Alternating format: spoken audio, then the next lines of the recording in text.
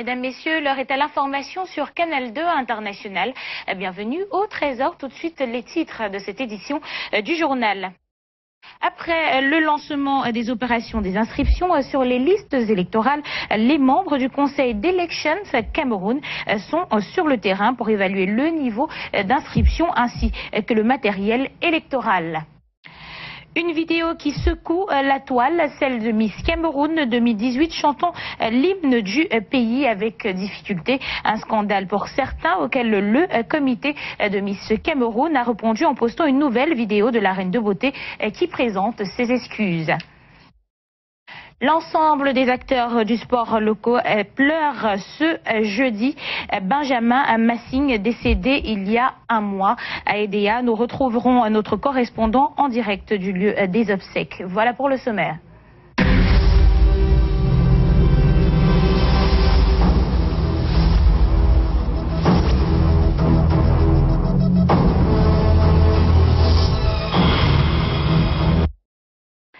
Mesdames, Messieurs, bonjour et bienvenue une fois de plus au journal de la mi-journée sur Canal 2 International. Nous démarrons comme de coutume avec notre chiffre du jour qui est 21. C'est le nombre de résolutions publiées par le SDF après la tenue de son comité exécutif national le week-end dernier. Résolutions rendues publiques hier, parmi lesquelles celle portant sur l'exigence du SDF pour l'ouverture d'une enquête indépendante au sujet des ordinateurs offerts par le chef de l'État. Le SDF parle de soupçons de corruption.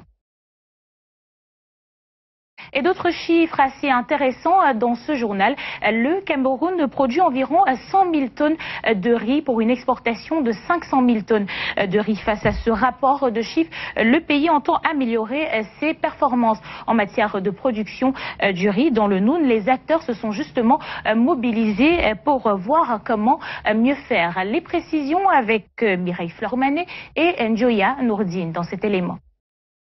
Le Cameroun produit environ 100 000 tonnes de riz et importe 500 000 tonnes.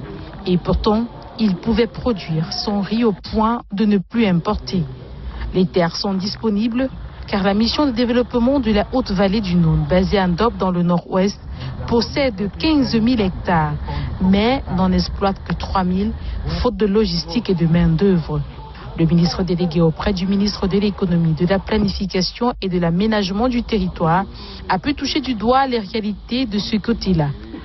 Donc le potentiel en termes de production du riz, voire le potentiel en termes d'emploi pour les populations, en termes de revenus pour les populations, voir dans le pas pour tout cela, et que toutes ces personnes-là contribuent donc à l'atteinte des objectifs de 1 200 000 tonnes de riz. Parce que le Cameroun, c'est un grand pays de production de riz. Avec l'appui financier reçu du gouvernement, la mission du développement de la haute vallée du Noun, qui couvre 4 régions, fait déjà des promesses, vu que des routes menant vers des champs vont être aménagées.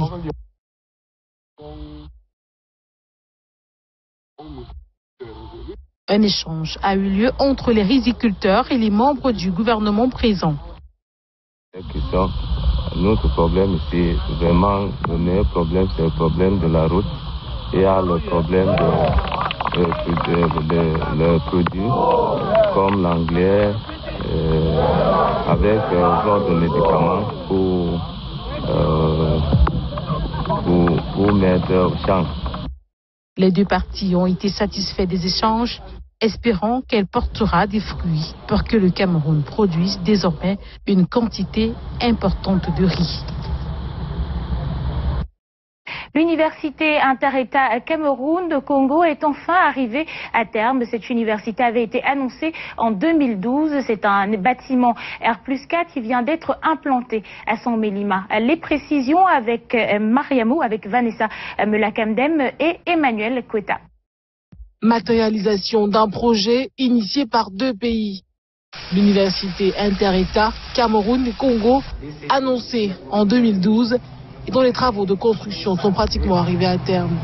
Un bâtiment R+4 qui devra accueillir les titulaires des différents baccalauréats, y compris des handicapés. La durée des travaux a été de 24 mois au départ. Et puis, compte tenu des contraintes qui n'émanaient pas de nous, il y a eu un avenant qui a fait une rallonge de 4 mois, ce qui fait que globalement, les travaux ont été réalisés en 28 mois. L'institution offre 2 filières pour le Cameroun. Agriculture d'une part et technologie de l'information et de la communication d'autre part. Côté Congo, on observe un retard en raison du contexte économique. Mais ce bâtiment que vous voyez derrière vous va abriter la première filière de formation du domaine TIC. Ça veut dire que ce bâtiment ne résume pas en lui-même l'ensemble des formations qui seront dispensées ici à Saint-Mélima. Parce que nous sommes ici dans ce qu'on peut appeler le campus annexe. Et vous savez que le campus principal va se trouver à Loboyat, non loin d'ici, et dans lequel tous les types de baccalauréat seront acceptés à l'entrée. Ce bâtiment de l'Université Inter-État Cameroun-Congo a été partiellement réceptionné. Situé au quartier Nkolguet à Saint-Mélima, il abritera la faculté de technologie de l'information et de la communication. Dans la région du Sud Cameroun, on attend déjà avec impatience son ouverture.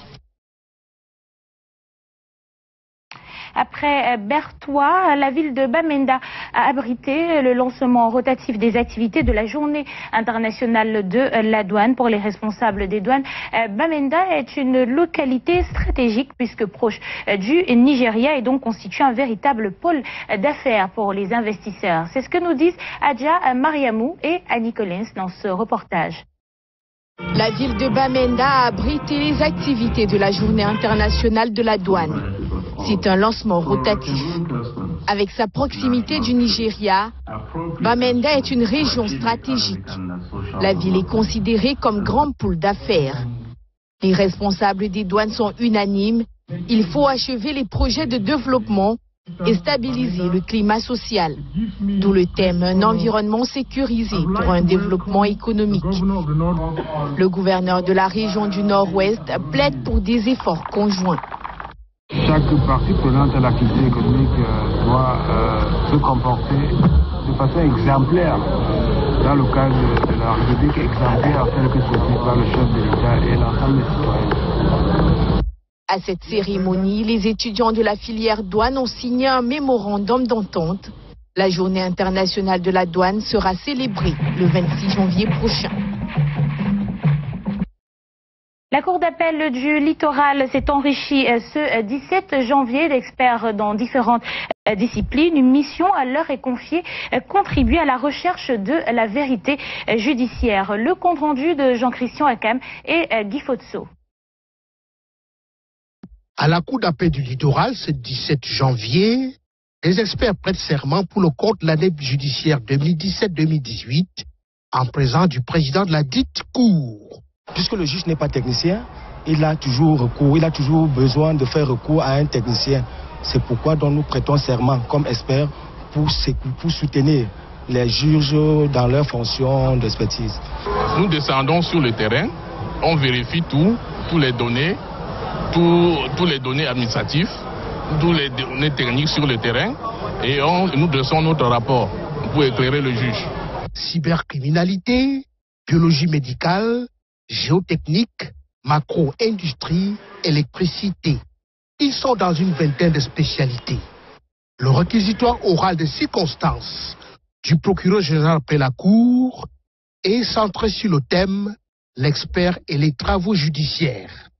Bon, le métier d'expert en finance est un métier qui permet aux personnes qualifiées dans le domaine de pouvoir éclairer dans la mesure du possible les instances judiciaires à pouvoir donner une justice saine et équitable. La communication, ce n'est pas seulement descendre sur le terrain et faire des reportages. Il y a beaucoup de documentation à avoir à sa disposition. Il y a beaucoup de recherches à faire.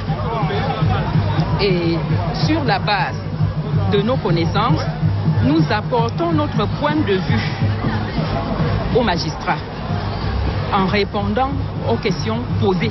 Ne jamais cesser de se recycler, ne pas avoir recours à un autre expert, sauf dans une autre discipline, présenter toutes les garanties de neutralité et d'indépendance. Les experts sont invités à travailler en toute loyauté, respectant la confidentialité et le devoir de diligence tout au long de leur mandat, sous peine de sanctions disciplinaires et de poursuites judiciaires.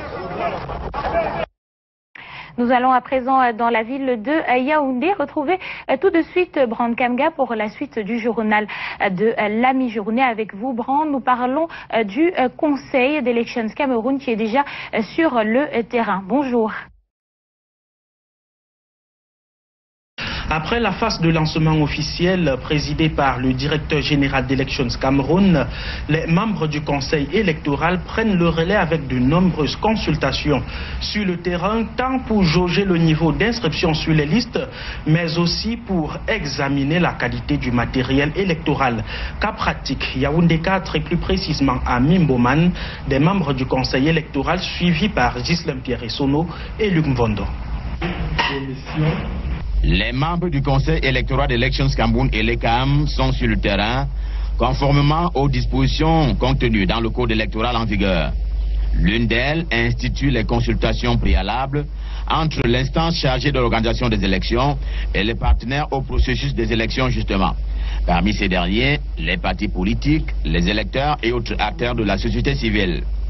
C'est pour rester conforme qu'en ce mercredi, Eli Bomda tient des échanges ici à Mimoman dans l'arrondissement de Yaoundé 4e. Nous sommes contents de ce que nos collaborateurs de démembrement ont inscrit à Yaoundé 4 546 citoyens électeurs, dont environ 50% des jeunes.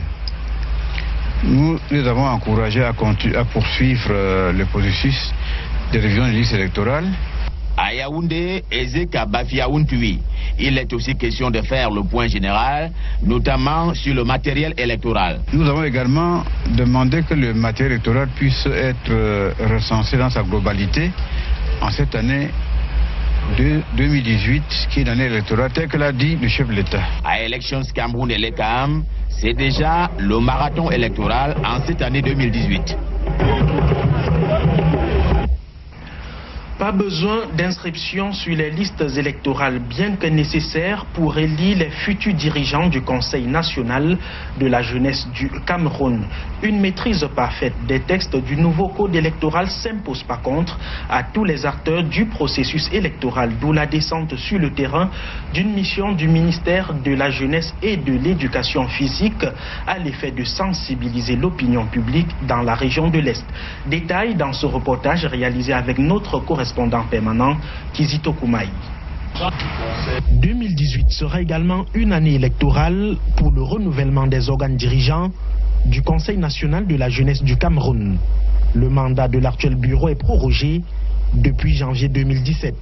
Pour mieux préparer les élections au niveau régional, une mission du ministère de la jeunesse et de l'éducation civique est abertoire pour sensibiliser les parties prenantes. Le Conseil national de la jeunesse du Cameroun aura la primeur d'ouvrir la phase des élections générales dans le pays.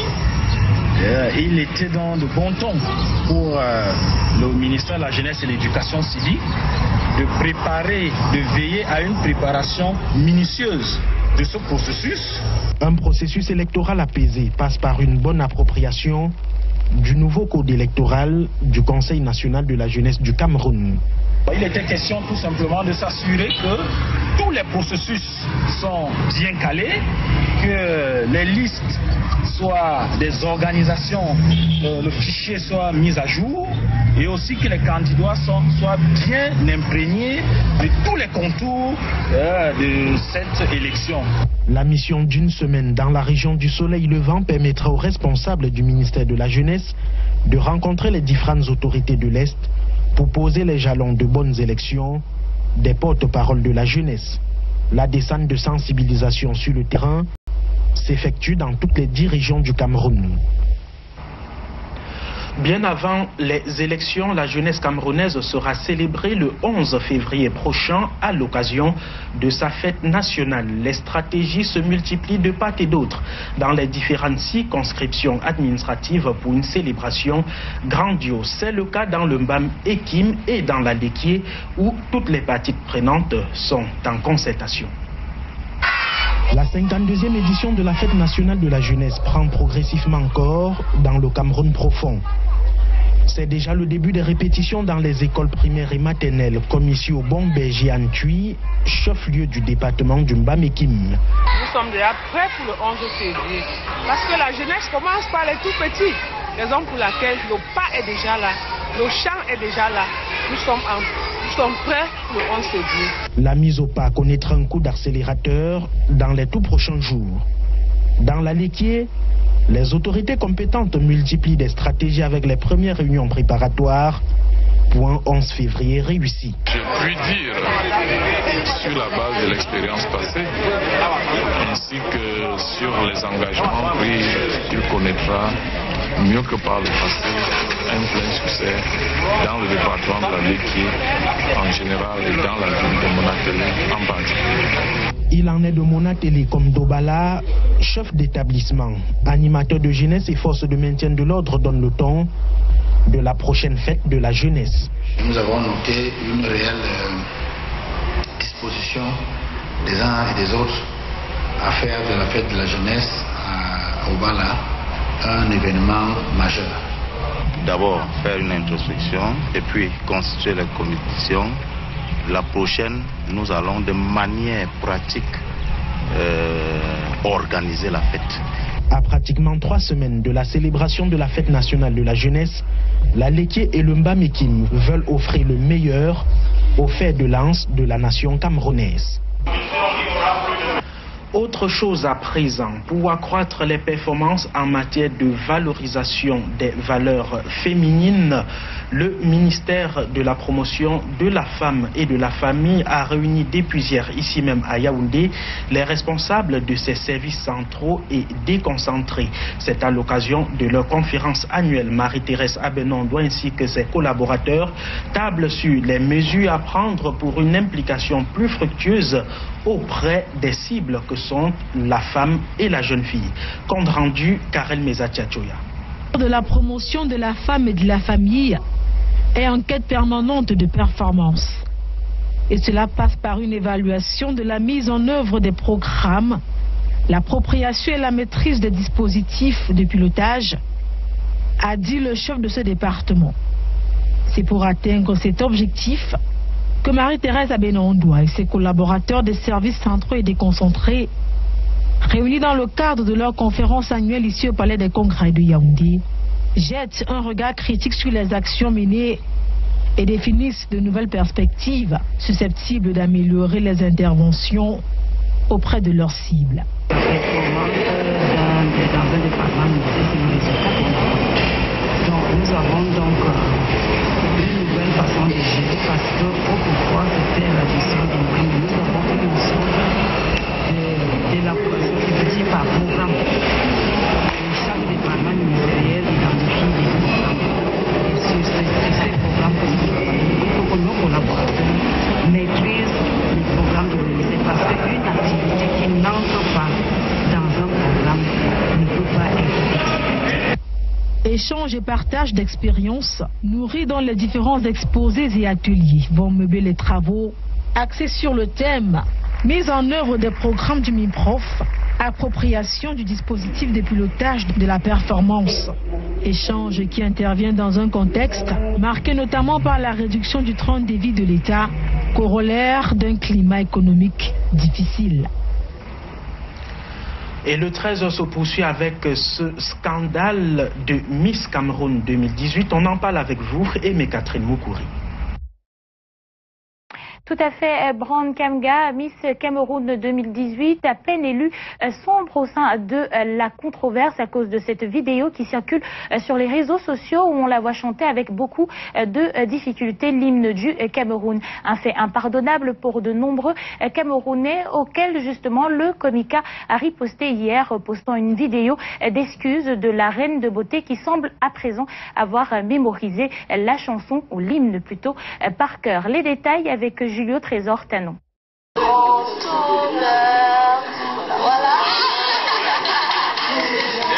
Caroline Emeseke, contente d'avoir chanté l'hymne national de son pays dans une web radio après son sacre en Suisse il y a un an.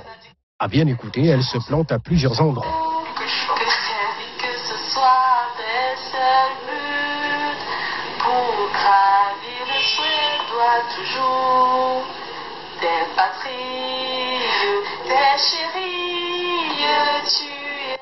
La vidéo a fait surface depuis quelques jours sur les réseaux sociaux, mettant à mal la réputation de la Miss.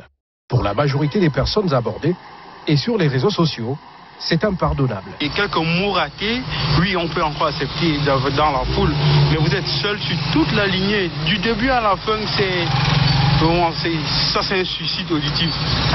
Elle doit d'abord connaître, chanter l'hymne national avant de lui nommer Miss Cameroun. Si on le nomme Miss Cameroun maintenant, ça ne vaut pas la peine. De ma part, elle mérite plus d'être Miss. C'est par rapport, elle n'est pas Miss parce qu'elle est trop belle, mais c'est par rapport à ces choses qui disent qu'elle doit être Miss. Il y a les plus belles qu'elle, que nos mamans accouchent. Certains estiment que cela peut arriver à tout le monde, mais pas à un porte-étendard. Je ne suis pas sûr que si je fais l'erreur concernant l'hymne national, je ne sais pas si peut-être 250 Camerounais vont voir. Mais c'est la Miss Cameroun. Je ne suis pas sûr que si elle avait fait cette erreur il y a de cela 3 mois, ça aurait fait l'effet que ça maintenant. Mais le simple fait qu'elle a été Miss Cameroun en décembre 2017 et est reconnue comme telle. D'autres plaident pour la tolérance. Je pense aujourd'hui, si vous prenez un ministre de la République, il ne pourrait pas vous chanter l'hymne national. Même comme ils sont au sommet, on pense que c'est pas tous les jours. Nous, on a chanté quand on était dans l'école primaire. Mais de nos jours, moi particulièrement, je ne peux plus. Il ne faut pas tirer sur elle parce qu'elle est Miss. Le Komika joint au téléphone défend Miss Seke, qui selon l'organisation a passé tous les critères d'éligibilité, nous rassurant au passage de la maîtrise parfaite de l'hymne national par leur pouliche. Et en fin de soirée de ce mercredi, une sortie de la Miss Cameroun sur la toile la montre dans une autre vidéo où elle chante parfaitement l'hymne national et fait son mea culpa. Oui, je le reconnais et l'avoue, ayant quitté le Cameroun à l'âge de 10 ans, je n'ai pas toujours eu l'occasion de chanter parfaitement et de maîtriser les paroles de notre bel hymne national, raison pour laquelle vous avez vu cette vidéo en ligne.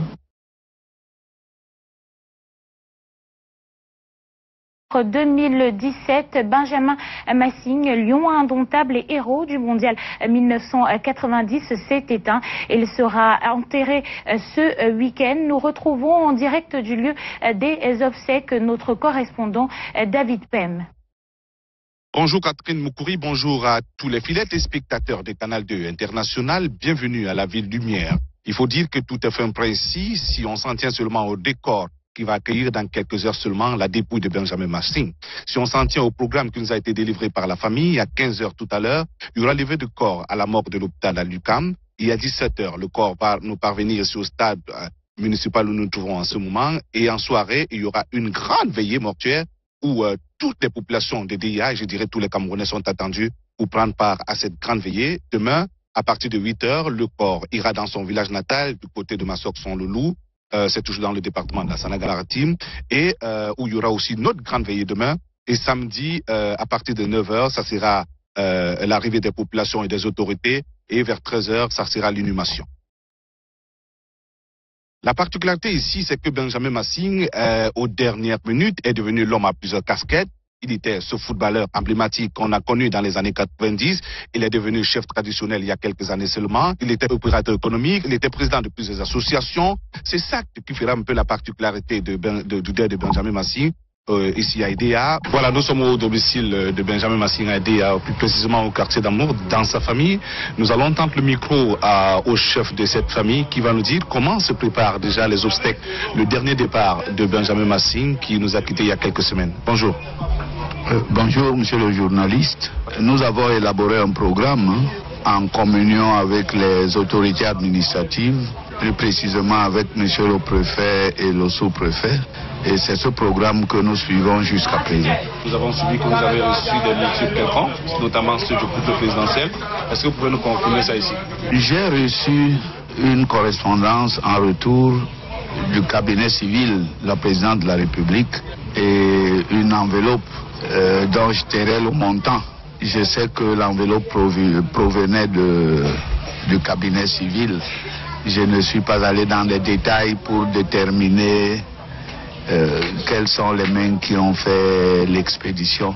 Voilà Catherine Moukouri, vous l'avez suivi, chers téléspectateurs de la bouche la plus autorisée, monsieur Benjamin Massing, Alexandre Massing, le grand frère de Benjamin Massing, qui nous rassure ici que tout se passe très bien, tout s'est déroulé très bien.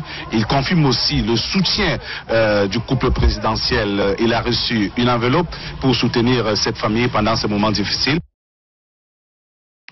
Merci à vous, David Pem. Vous suivrez pour nous la suite de ces obsèques en direct d'Edea. Et à votre suite, on poursuit en nécrologie, malheureusement, pour parler du décès du journaliste et animateur de la radio Balafon, Christopher Nomo. La levée de corps de ce matin à l'hôpital Al-Loutchem de Bonamoussadi a mobilisé du beau monde jusqu'à l'esplanade de la radio. Je vous propose de suivre le compte rendu d'Aimé Moukoko qui s'est rendu sur les lieux.